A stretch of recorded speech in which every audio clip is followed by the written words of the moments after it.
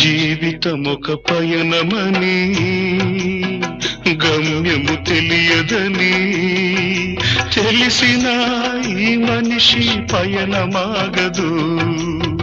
జననం ధర్మమని మరణం కర్మమని తెలిసిన జనన మరణ చక్రమాగదు.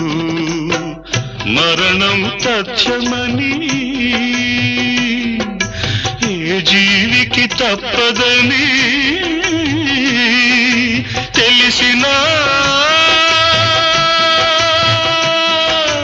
ఈ మనిషి తపనాగదు.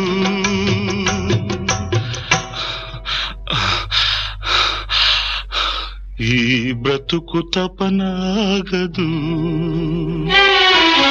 ఆగదు ఏ నిమిషము నీ కోసము.